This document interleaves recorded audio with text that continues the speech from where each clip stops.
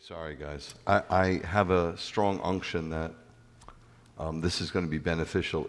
As I thought about it every now and then during the week, it was really ministering to me. And so I hope that's a sign that it will minister to you. I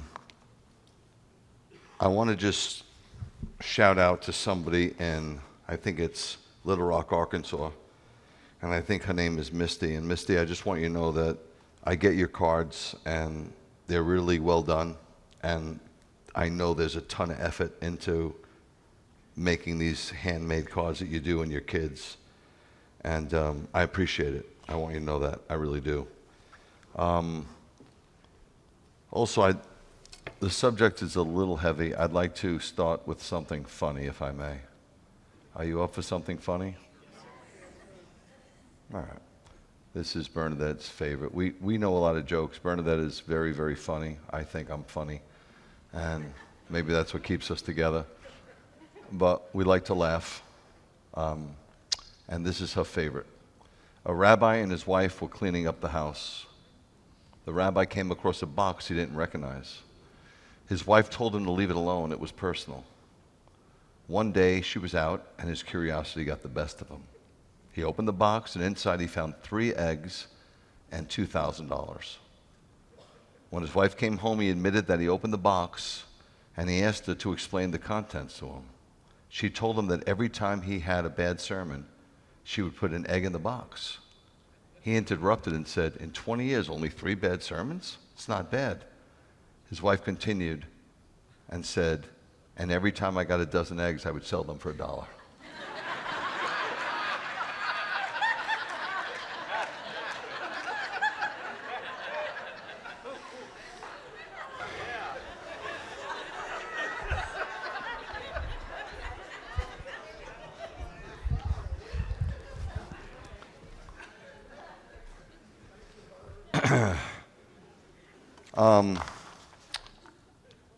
This message didn't really come to me this week. This came to me months ago. I think I was in New York, and I was thinking about when they asked Bernadette to speak at the ladies' conference. Bernadette is somebody who likes to be in the background. She does not enjoy speaking to crowds at all. And I was very shocked that she agreed. I don't know why she did, except for the fact that maybe she felt led by God. So obviously it was a ladies' conference, and after the conference, the next day, Denise was kind enough to send me the message, and I listened. And you know, there's a lot of great messages out there. Don't kid yourself. There's 350,000 pastors in America, and for you not to get something out of a message is, to me, is a little strange. But something jumped off the page that inspired this message. The talk she gave was about being strong and courageous. And when I think about being strong and courageous, I think right away in my head, none other than Joshua. Like right away. Nobody else comes to mind right away. Joshua was incredibly strong and courageous. I think we read these stories in the Bible and we don't really put ourselves in the middle of what's really going on, you know? But he had to be strong and courageous because he was called to fight the Lord's battles. They were the Lord's battles, but he had to physically fight those battles. If you look in the Bible, he was the one that led the very first combat against the Amalekites, and that was Exodus 17. You can go home and read about it. But I want to tell you something very important. What equipped Joshua to be Israel's commander-in-chief was not his military prowess, as some think. It was his trust in the Lord. That's what did it. 3 times, you remember, in the first chapter of Joshua, in the first 9 verses, he's told 3 times, be strong and courageous. The first time I read that, I thought, you know, why is God repeating himself 3 times? Later, I found out 3 is a number to get our attention. You'll see God repeat 3 times in different places in the Bible, and he's really, really trying to hammer home a point. He's like, listen to me really good. This is really important. But he had this huge task in front of him. Moses led the people out. But Moses didn't perform any miracles. God did it, right? Moses didn't have to fight any battles. The only battle he had to fight was this obstinate people who was driving him crazy. But God delivered him. In fact, God said to Moses, I think it was Exodus 14:14, if I'm not mistaken, just sit still and watch the salvation of the Lord. I'm going to do it all. You're not going to have to do too much of it, right?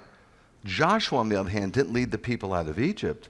He had the task of leading the people into the promised land. And he had to fight battle after battle after battle. To add to that, he was dealing with an obstinate people. Not only was he herding cats, but these cats scratched. Very difficult people. And then lastly, of course, he had a spiritual mentor. He had such respect for Moses. He totally understood authority and submission. Let me just tell you something. Not only does reverence have to come back to the church in America, but submission desperately needs to. But he understood it, and Moses was gone. He passed away, so his leader was no longer there.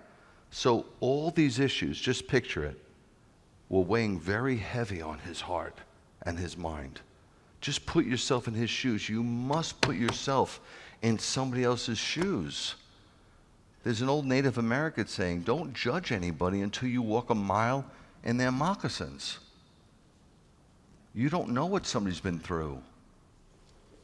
And so this is what Joshua is going through. When God told Joshua to be strong and courageous, let me just make it very simple for you. He was saying, Josh, just trust me. That's what he was saying. Just trust me, Josh. But when somebody asks you to trust them, basically you can either say, sure, I trust you. I have friends that I totally trust. Trust Bernadette, I trust my kids, I trust a lot of the people here. Or you could say, why should I? Right? When somebody says, trust me, why should you? And this is the point that jumped off the page. I was listening to Bernadette, and it was all good, but this is what jumped off the page. She said, you have to have a track record of dependability and reliability in the past to be trusted in the present. I've always believed behavior predicts behavior. I was talking to somebody who has 4 grown children, and I asked them, just this week, I said, has their personality changed much from the time they were 5? And he thought about it, he goes, no. Your personality is your personality. If you're an introvert and you get born again, you're not going to become an extrovert. You are who you are, but hopefully you'll be a lot more loving and kind and forgiving and all that good stuff. But your personality is your personality. I always believe behavior predicts behavior.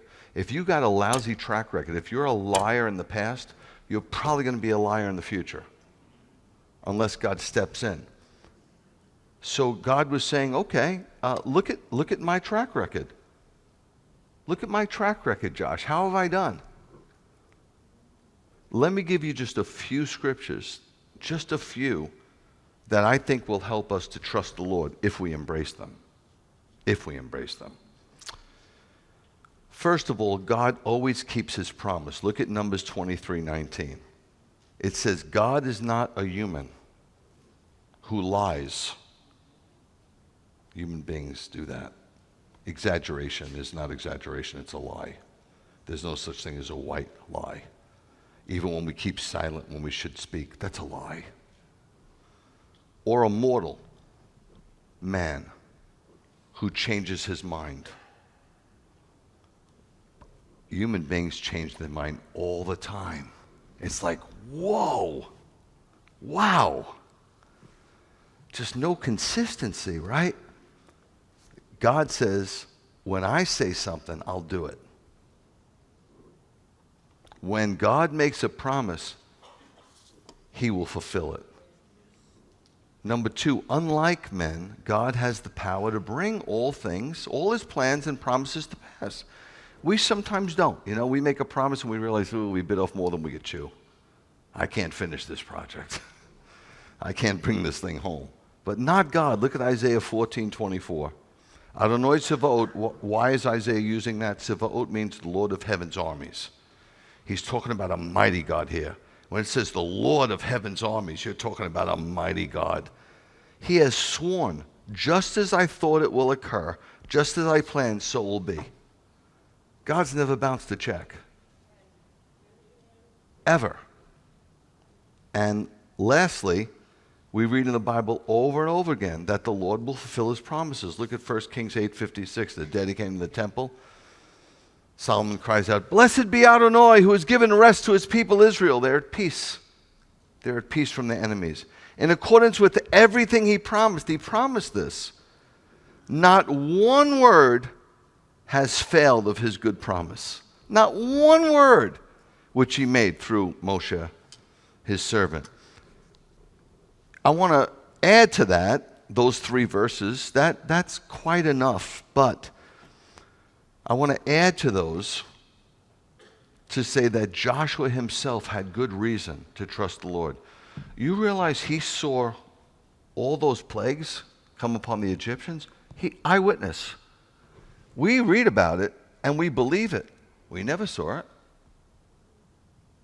It's a different ballgame when you're an eyewitness, guys. He personally saw God deliver the children of Israel. He saw the Sea of Reeds part. He saw the children of Israel. He was one of them that walked on dry ground. We believe it. We say we believe it, but that's crazy that we can believe that and yet not believe for much smaller things. He walked through. And then as the Egyptian came in, he saw the waters cave in on them and saw the Egyptian soldiers strewn on the banks of the river. Unbelievable, really. And if that's not enough, and I'm not taking anything away from Joshua, hear me, but I'm telling you, man, he saw things that we just have not seen. But if that's not enough, look at what God says to him direct in Joshua 1:5.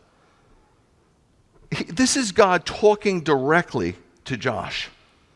He says, nobody will be able to withstand you as long as you live. What a promise. He's saying, you can't lose. Just as I was with Moshe, and Josh knew. If Moses would have said, Josh, stand on your head, he would have stood on his head.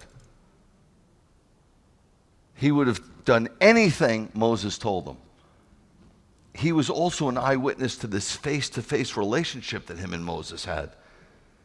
And he was convinced that Moses and God were together. God was with Moses. He knew that. Moses didn't have the goods. God did. He said, just as I was with Moses, your mentor, I'll be with you. Same way. And then he adds, I will never fail you, and I will never leave you. What a promise. By the way, we have that promise too. But we didn't necessarily hear it face to face like he did. So he saw a lot, he heard a lot, and thereby he was strong and courageous. Another character that comes to mind, and the only other one, maybe one other, that jumps out at me is King David.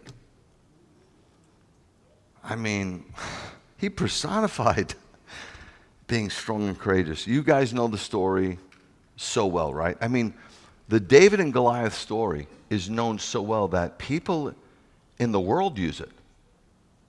If a guy's commentating on a football game, he goes, this is a real David and Goliath story. I'm like, you can't use that. You're not a believer. That story's in the Bible. Don't say that. Chew, God bless you. Don't say that either. Stop it. Pick a side.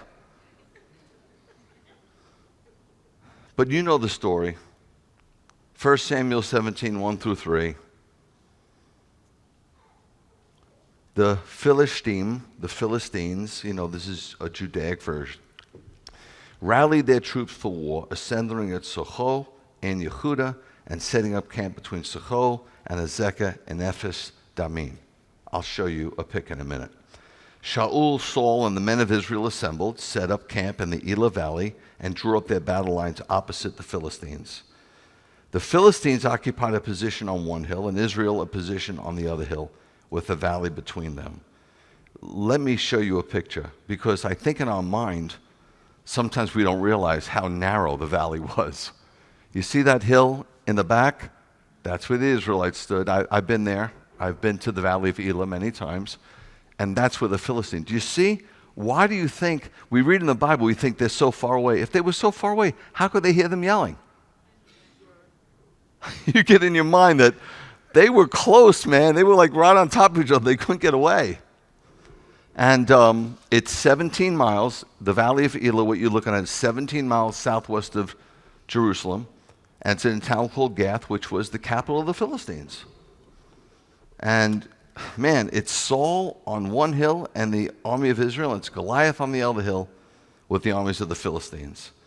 And here's the challenge. 1 Samuel 17, 8 through 10.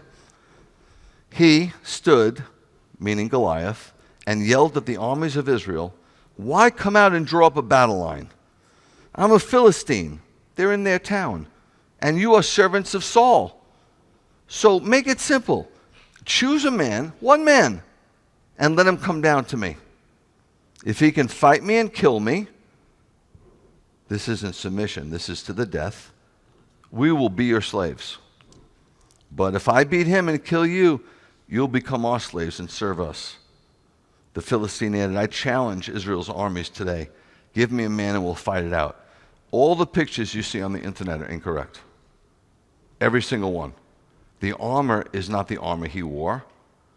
It says he wore a mail, which means there were scales.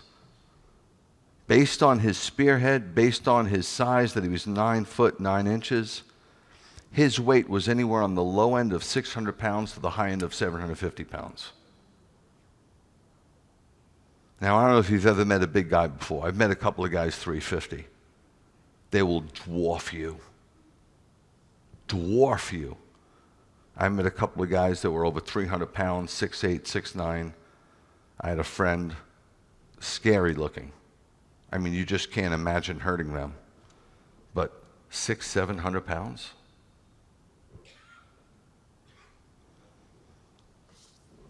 You can understand why they were a little intimidated. And to be honest with you, I think the coat of mails, he was covered from head to toe, except his forehead was exposed. Covered with scales. He looked like a giant serpent, like the Antichrist. And here's David like a Messiah, the Savior of Israel. If you look into it, it's something bigger is going on.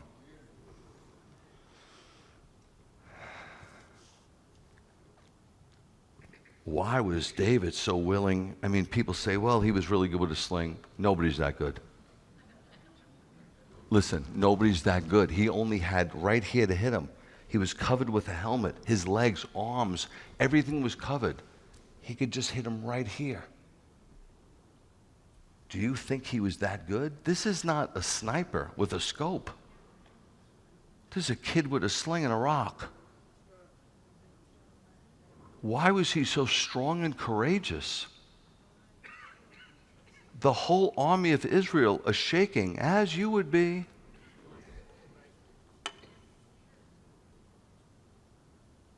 And he wasn't being a big shot. In fact, his brother, his oldest brother, said, "You're so prideful." You know why? Because his brother was embarrassed that his little kid brother was willing to fight the giant.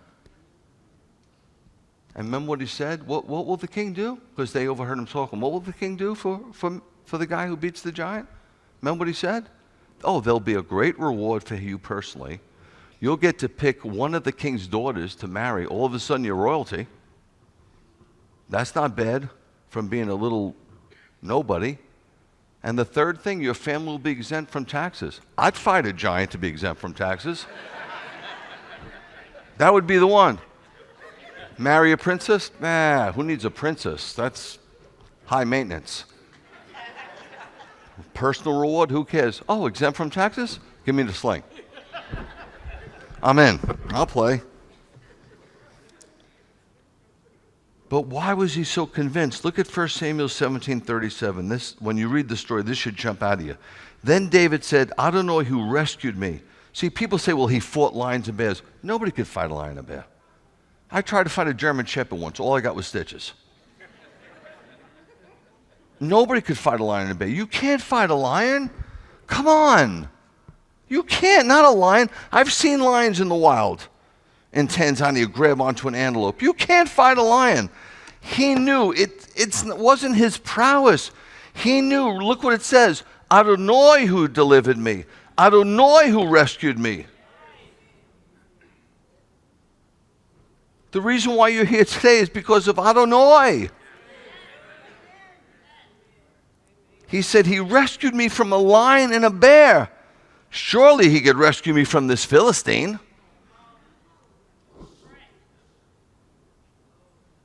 Saul said to David, okay, fine, like I got nobody else. You don't look like you can really, he was a little ruddy boy. I don't know how old he was, but he wasn't even of fighting age, otherwise he would have been there at the battle. And fighting age is 20, he was a kid.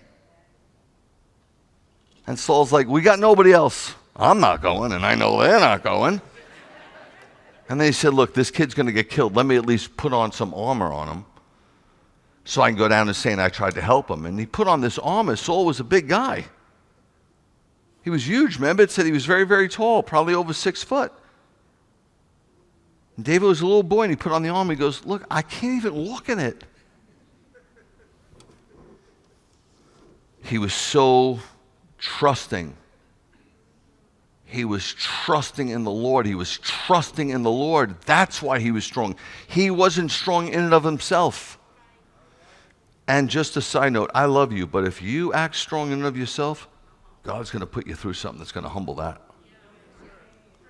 I know. I was a very strong and courageous guy. I was a tough guy. You had to learn how to fight in the Bronx. You had to. If you didn't, you were done. You were done. I had a dad that was tough. I had a fight with the toughest kid in the neighborhood, and he beat the snot out of me. I came up crying. My dad said, what happened? I told him, he goes, go back down there. Yikes. Try that one today in North Macon. You go back down there and have another round of golf. Don't let him beat you.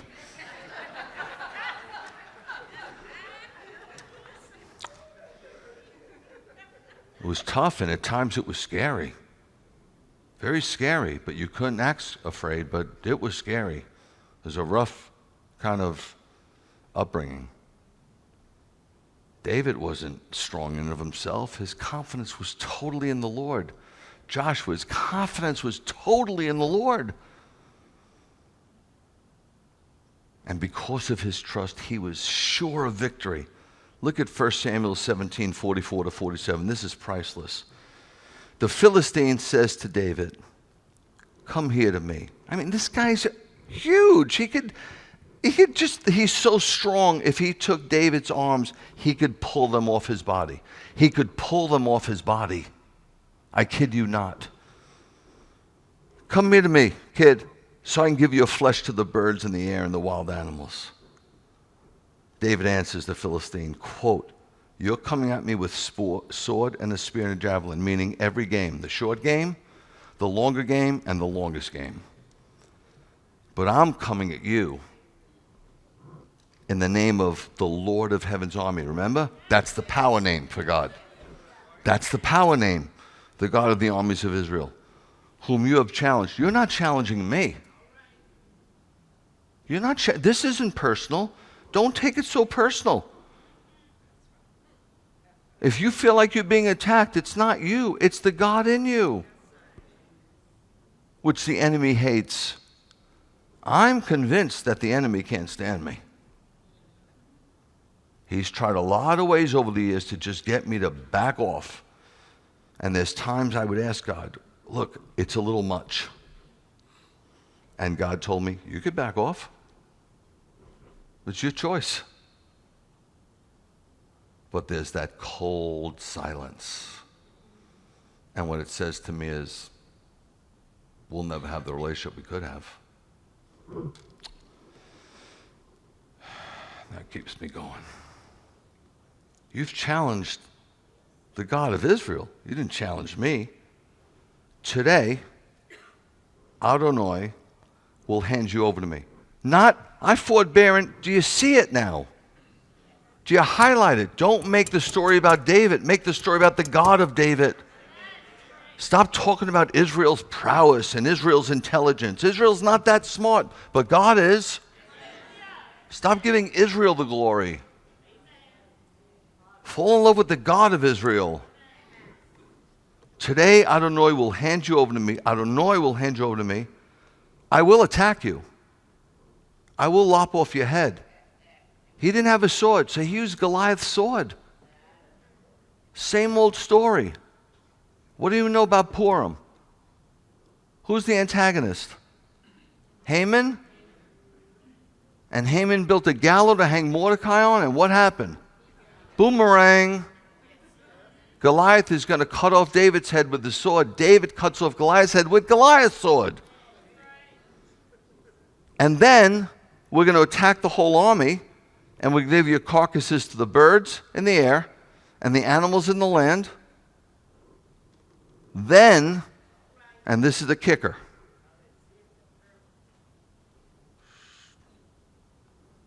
shh, listen, don't talk so much. Then all the land will know. All the land, not just Israel, the world will know. David was fighting for God's glory. Fight for God's glory, guys. There's no other fight that's worth it. There's no greater fight than God's glory. You're here to glorify God. And in glorifying God, you will bless others. Then all the land will know, the whole world will know, there is a God in Israel. Not just the children of Israel will figure it out, but the whole world will know. And everyone assembled here will know that Adonai does not save. Remember, we're not fighting against flesh and blood. We don't use conventional weaponry. Adonai does not save with a sword or a spear. For this is Adonai's battle. The battle is not yours. It's not yours. Such amazing trust. Hear me, the absolute, this is irrefutable what I'm about to tell you. The absolute prerequisite to being strong and courageous is trusting God. It's a prereq. You cannot be strong and courageous unless you trust God. And to the degree that you trust God will be the degree of your strength and courage. 2, you have to keep your eyes on the author and the finisher of your faith, Yeshua. Do you realize Yeshua is the only perfect example of a life of faith, leaving heaven to come to Bethlehem as an infant, and then his whole sight was on Golgotha, and then to be buried and to rise and go back to where he came. His life was a life lived by faith. He was strong. Yeshua was not weak. He was strong and he was courageous. Just look at the account in Gethsemane. And he was strong and courageous, the ultimate, because he had the ultimate trust. He only did what the Father told him. Amazing example he left us. Now, maybe we won't be a Joshua. I know that's a hard act to follow. I don't know if there's any Joshuas here, but maybe not. And maybe we won't be a King David, okay? But clearly, we can get out of a boat in the middle of a storm, can't we? That's doable. Look at Matthew 14, 22, 23. It says, immediately he had, it should be capitalized actually if you ask me. It's Yeshua, had the Talmudim, his disciples, get in the boat and go on ahead of him to the other side of the Galilee. Anybody been to the Galilee? It's a very beautiful, surreal, calm lake. I think its depth is, I think it's the deepest freshwater lake in the world. Yeah, I think it's 650 feet deep, which, yeah, that even beats Lake Tobo, huh? While he sent the crowds away. So he sent them away, the crowds. Who are the crowds? That's why it's important to read in context. If you look at the chapter before at the end, he just miraculously fed 5,000 people. That's a crowd. That's a sick amount of people. And he sent them away, and now he sends the disciples to the other side. And he went in the hills by himself to pray. You gotta spend time alone. I know your family's important, but my God, you'll never hear God's voice if you're always around people. Not possible. You know, God knows you're preoccupied, so he's like, maybe later, maybe tomorrow, maybe next week, I don't know. Night came on and he was there alone. Look, you could be, I'm lonely, but I'm never alone. Never. So, the disciples are about to get a lesson in trusting God, and that's why I chose this story. Yeshua just fed the 5,000. What was he saying? I'm the provider. I can provide for you. I can provide for you. I can. Now they're going to learn that he can protect them and empower them, which is a very important lesson for a disciple of Yeshua to learn. Look at Matthew 14, 24, 26.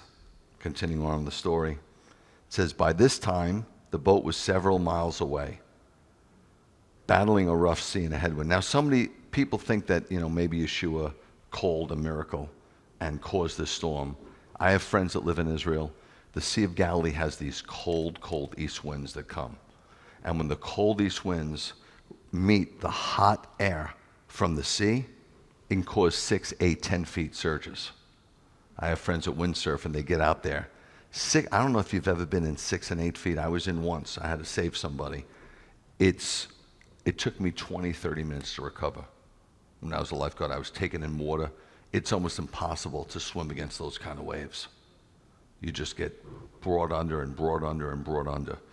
So this is where they are. They're rowing. They're exhausted. It's 4 a.m. They've been rowing for a good while. The sun's set, so they've been rowing for hours. And they're exhausted. And the storm is scary. This is a scary storm. All of a sudden, the Talmudim see him walking on the lake, and they were terrified. It's a ghost. And they screamed with fear. As you would have probably too. I think all of us can relate to the application. I'm talking to you as a friend. In life, we get storm-tossed, don't we? I think the older we get, the more we realize how fragile life is and how things seem to come out of left field sometimes. I don't think it's the gospel according to Frank Sinatra, but I think he was right about flying high in April, shot down in May. We get confused. I know, the best believer, right? They might not vocalize it, but their heart is saying, why is this happening? I can't believe this is happening. Anybody ever been there? And even at times we get desperate. We get this helpless and hopeless situation, and the desperation is uncanny. Does anybody know what I'm talking about? Good. When these things happen, and I mean awful things, I'm not talking about, I had a day today. How was your day? Everything was bad. That's a lie. Everything wasn't bad. You're breathing. That's good. It was a horrible day. Everything went wrong. Everything? Ridiculous. Absolutely ridiculous. But when these things, intense things, I'm talking about a massive storm. I'm talking about that call you get. Are you sitting?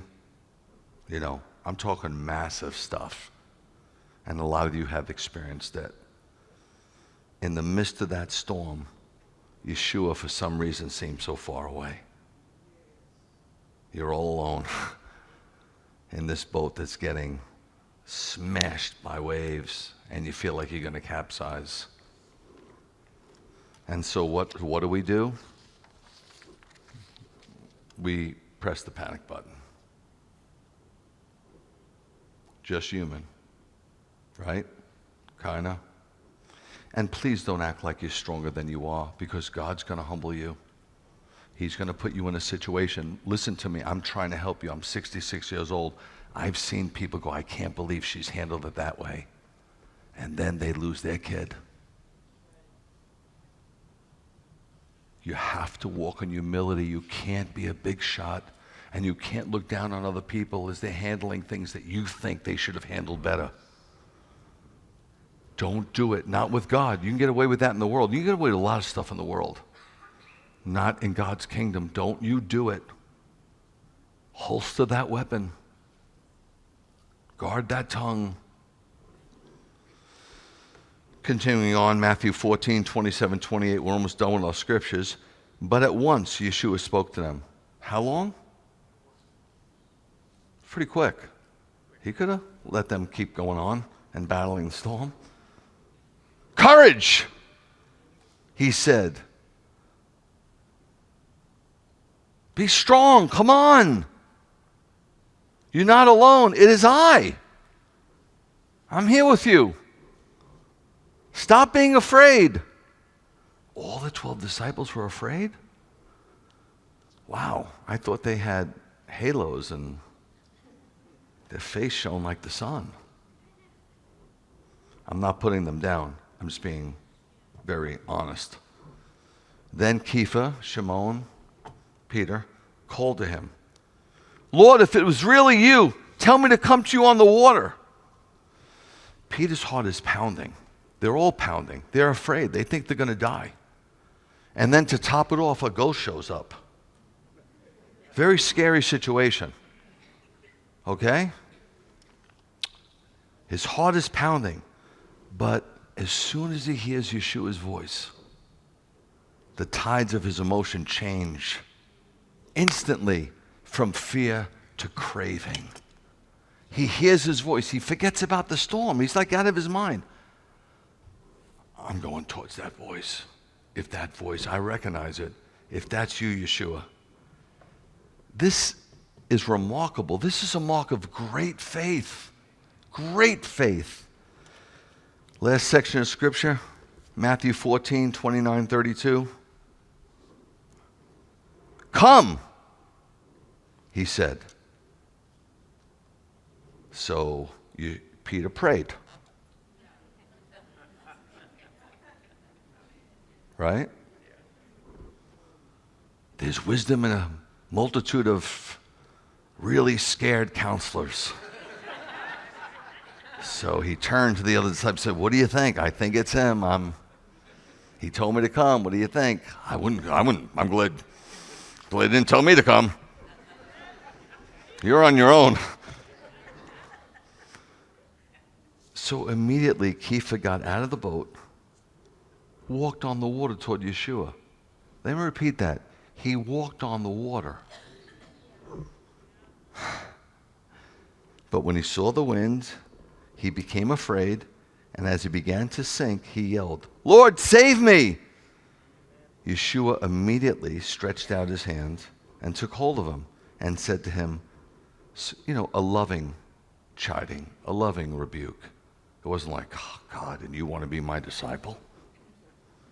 Peter did pretty good. Half the book of Acts is about him. Be careful. Show respect. He said such little, why did you doubt? Why do we doubt? It's a good question. As they went in the boat, the wind ceased. As soon as Yeshua said, come, Peter jumped out of the boat. The minute he became occupied with the storm, the circumstances, he began to sink. You know, right? When we get occupied with the circumstances, they get bigger and bigger, and God gets smaller and smaller, and they're caving in on us, and what are we doing? We're sinking. We not be on the water, but we're sinking. We're sinking into a pit, and it's spiraling down and getting worse and worse and worse.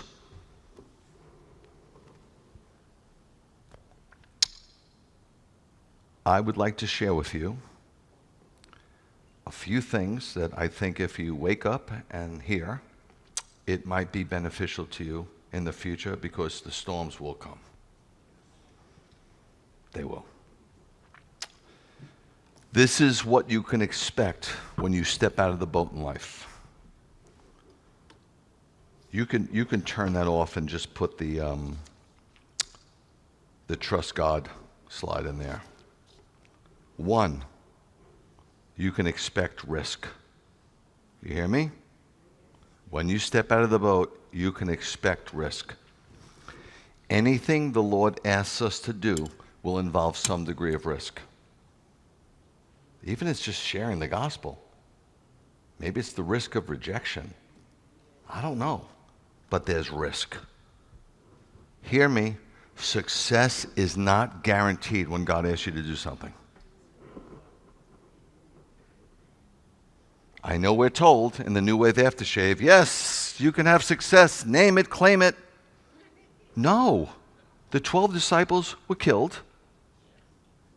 Stephen was stoned to death. Paul was beheaded.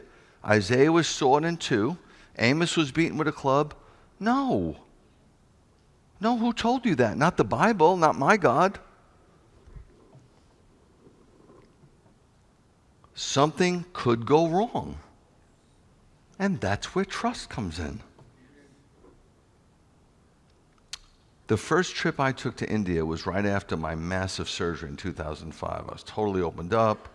I was in ICU for 18 days, yada, yada, yada. You kind of know the story. I aspirated. I was a mess. And India, and southern India, is the most unhygienic place in the world. Look, no offense, most of you can take the smell.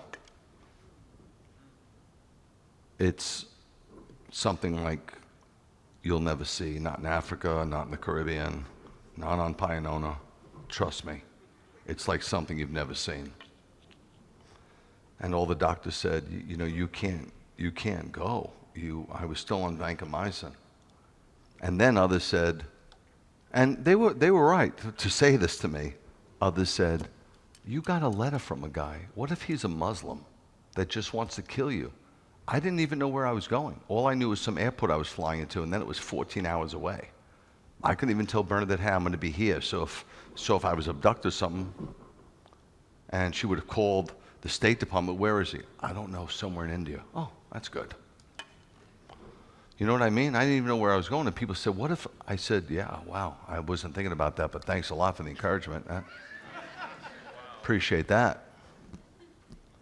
But I thought I heard God that I was supposed to go. I did get some really solid confirmation, and so I felt strong and courageous because I was trusting God's voice.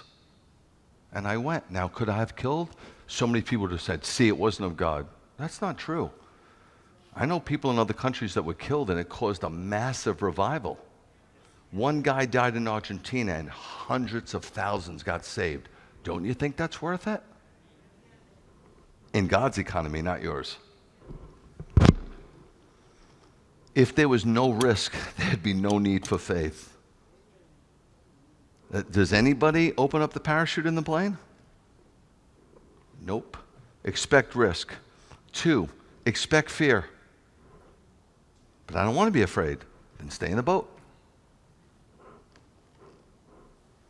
When Peter first got out of the boat, the Bible says he walked on water once. He took his eyes off Yeshua and looked at the waves. He became scared. You shouldn't be surprised when that happens to you. You know how many heroes in the Bible were afraid? Moses was afraid. Jonah was afraid. Gideon was afraid.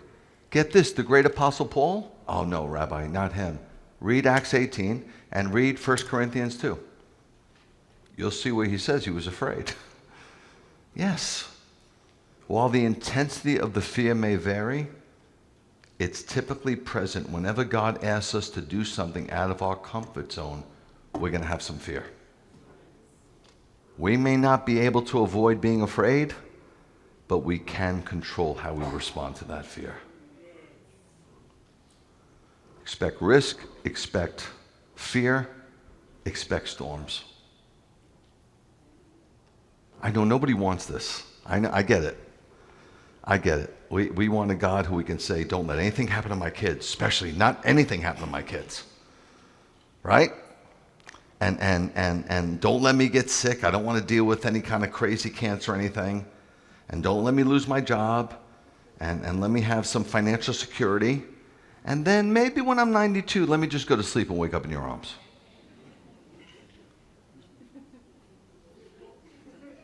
And then the princess kissed the frog. Note that the storm didn't stop once Peter stepped out of the boat. Wait a minute, I'm obeying you. The storm should stop. Nope, it didn't. Nope. But this didn't mean he made the wrong decisions. The other disciples were like, you blew it. You don't hear nothing about them. You read anything about them? What did Andrew do? You hear what I'm saying? There were 12 spies that went into Canaan. You know 2 of them well. Could you name the other 10? I didn't think so. It didn't mean he made the wrong decision. It meant that Yeshua wanted Peter to trust him in the storm. How many times have you heard me say in this place, some of you only here a few years, but the ones that are here 22 years, how many times have you heard me say it is a no-brainer to praise God and say God is good when everything's good? How many times have I said that? A gazillion. That doesn't take any faith. It doesn't take any trust.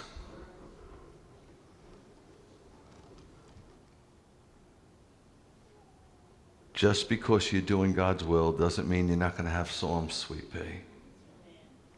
The storms in life are always impending. Should you be afraid? I wouldn't. Threatening and looming. You know, once I went through that traumatic, listen, you don't know, Dr. Kirk knows, it was a freaking nightmare. I can't even explain it to you, but it was a nightmare. It was a nightmare laying there, crapping on myself, having 2 male nurses coming in and grabbing the pad and pulling me all day, pulling me, because I'd slide down. I couldn't move.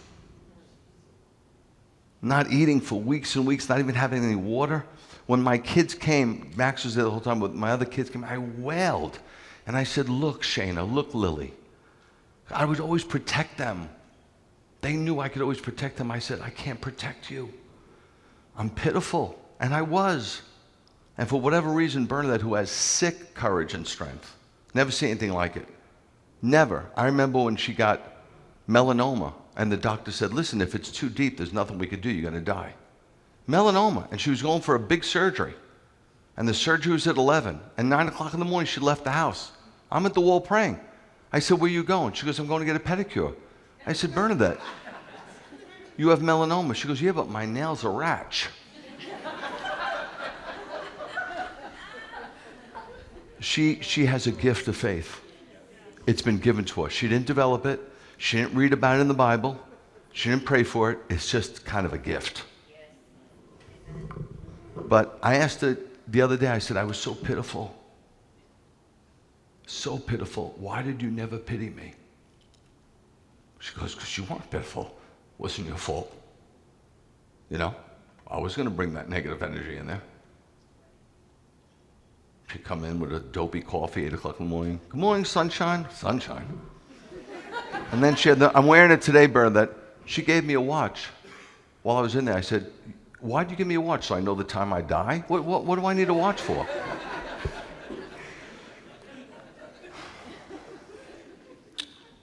The storms are impending. They're threatening. My point was now that, you know, when something goes wrong or I sneeze and there's blood, you know what I think, right? Or all of a sudden my feet are swollen, I think, back on dialysis. These traumatic things that happen to us, they loom. They screw with you. They mess with your head. They mess with you. If something radically went wrong, you just think that, and something resembles it, you think it's going to go wrong again, right? You get a call 3 in the morning, you're not thinking, hey, this is good news. We press the panic button. And that's not because we're lousy people. We're defective. This sin nature has made us defective. When the storms hit, and they will, we have to do our best to close our eyes and remember that the waves that caused us to fear are under Yeshua's feet.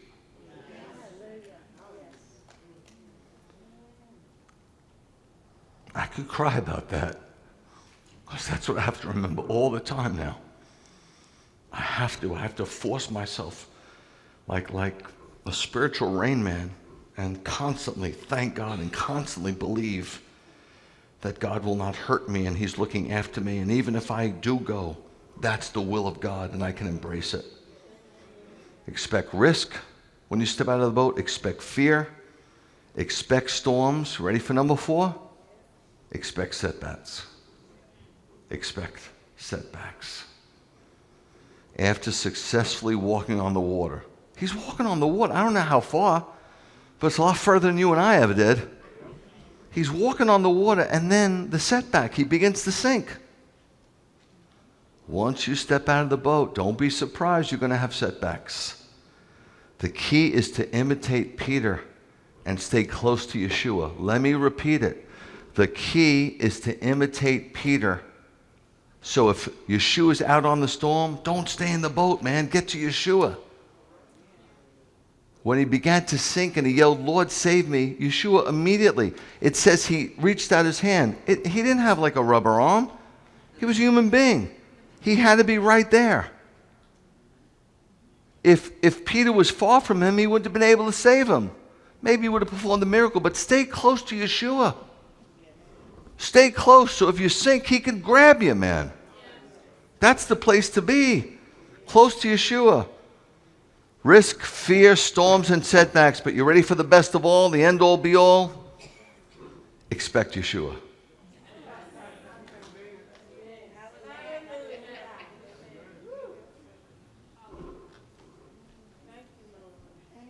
Expect him. I know this personally.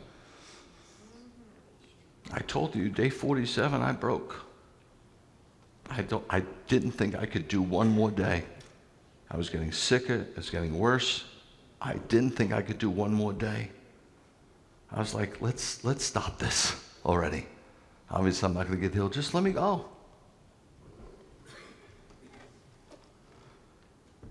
And I didn't know where he was. I didn't recognize him either. Whenever you follow Yeshua and step out in faith, you can count on him being with you. He is not going to invite you to follow him and then just disappear. He's not. I think Peter is often criticized for not trusting. He's like, oh, he didn't trust. You know, the little songs, keep your eyes on Jesus and he won't sink. Yeah, it's cute, but I think Peter should be commended and respected and lauded for moving towards Yeshua instead of swimming back to the boat. He's a fisherman. You think he didn't know how to swim? He swam pretty good when he saw Yeshua on shore. Look at where Yeshua was when all this was going on. He wasn't in the boat with the other 11 disciples, was he? Nope, he was in the middle of the storm. And by leaving the security of the boat, Peter got to be with Yeshua.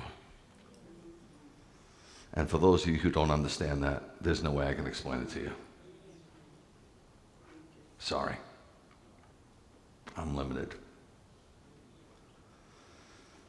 Before you step out of the boat, discern that it's Yeshua calling you. You don't need to step out to do something just to be big, bad, and show your prowess to God. He's not impressed. He's not going to follow your lead. Peter had discerned, that's not a ghost. I know that voice. That's Yeshua. And he was pulled by the voice. He couldn't sit in the boat any longer. His fear dissipated. Don't step out on your own. When he heard that voice, he responded to the call, and he learned that with the Lord's help, It truly is possible for a man to walk on water. That's something he would have never had learned if he played it safe and stayed in the boat. In the same way, our faith is only strengthened when we say yes to God and get out of the boat. Guys, you could pray all day for more strength and more faith, and you ain't getting any. Not in the boat, you're not. It is there when we step out that we get to experience the thrill. It's a thrill to draw closer to God, yes? And we can only see the miraculous in the midst of the storm.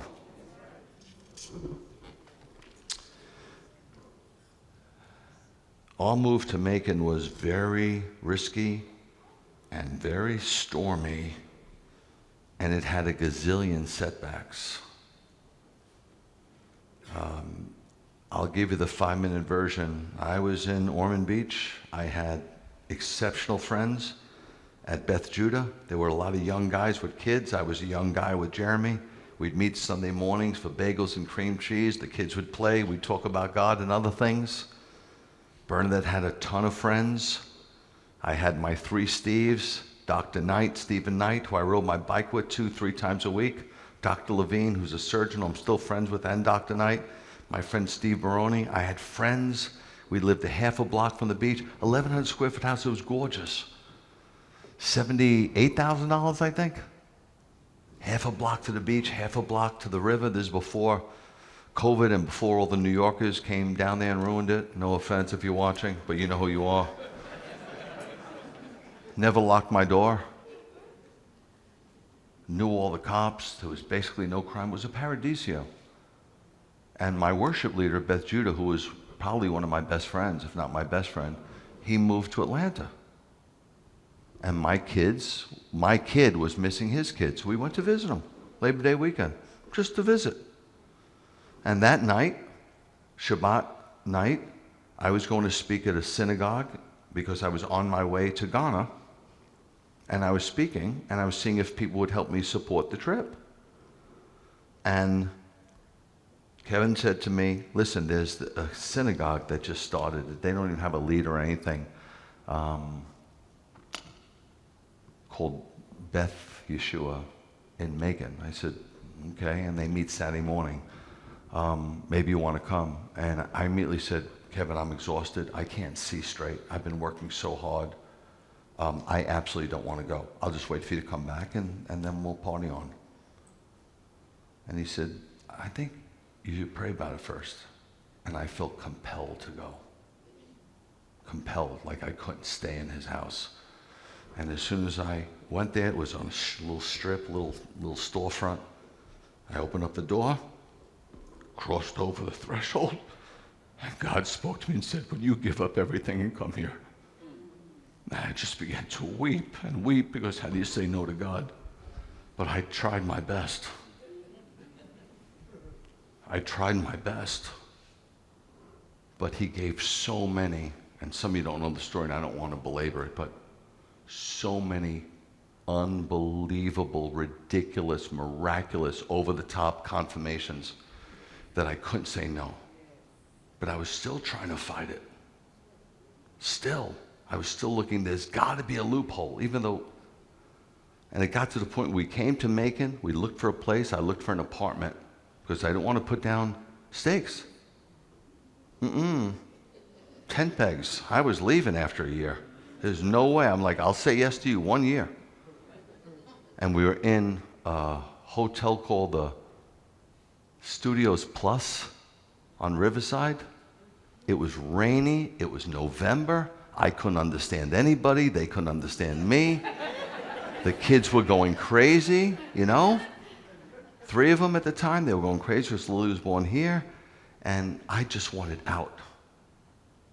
And we couldn't find an apartment because I was looking for 6 months. I didn't think 6 months was all I was really giving it. And nobody would rent for 6 months. So I looked at Bernadette and tears. I said, I want to go home. I want to go home. I want to see the beach. I want to see my friends. I want to get on my bike. I can't do this, Bern. I can't. She goes, it's done. Greg, we don't have a home anymore. Our neighbor bought it. We're homeless. This is our home now. And I said, Bern, it's not my home. She said, it is. It is. And I said, but we don't have a place to stay. We can't find an apartment. The phone rang. We can't find an apartment. Ring, ring. And I hear Bernadette on the phone. She's like, okay, hold on, I'll get him. She goes, Jonah, it's for you. Honest. Some guy who never went here, he was very well-to-do. He said, I heard about your ordeal, and you can't find a place. I have a place for you. He said, it's on Lake Sinclair. And I said, where's that? He said, kind of near Milledgeville. I said, listen, I can't afford a lake house. I'm getting paid $24,000. I can't. He goes, you don't have to. It's all furnished. It's all set for you.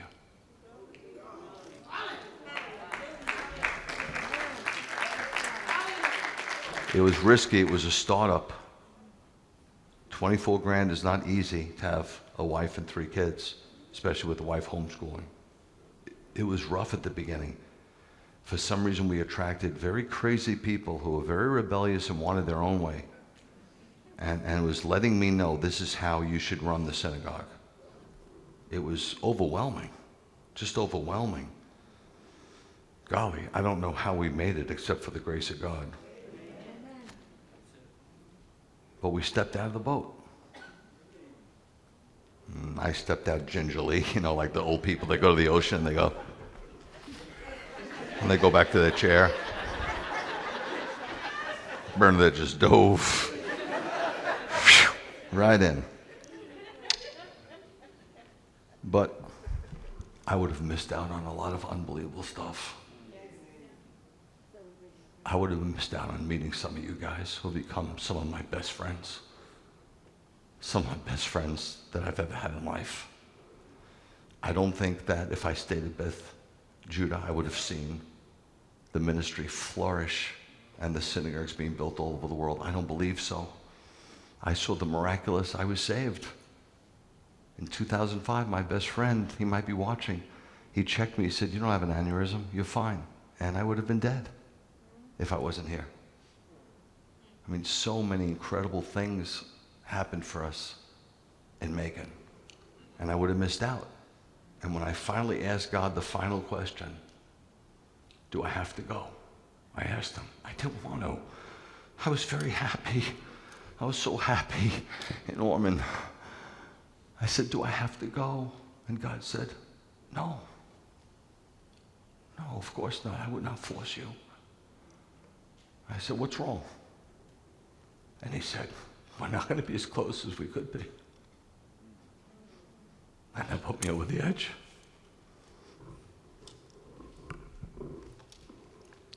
Guys, Joshua and David's stories, they inspire me, as I'm sure they do for you. But my faith could not exist on someone else's experience. You ever tell somebody a story that you're so excited about that God did for you, and they look at you and they go, and you think, don't you get it? You're casting pearls before swine. Keep it between you and God unless he tells you to bear testimony. Keep it between you and God. It's depressing when you're so excited and you tell somebody about it and they're like, Don't bother. My faith cannot exist on history. It needs current events. I believe we can all use a faith injection. I believe we can all use a little bit more faith. I've never met a believer that goes, nope, I'm good. I have all the faith I need. It's easy to get a faith injection. Hear me. Just get out of the boat. Just get out of the boat. For you know what? The waves and the wind still know Yeshua's name. Let's stand up together.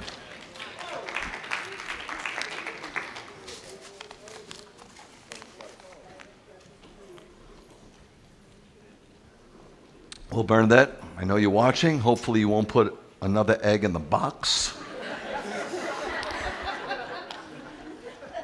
even though you love that money.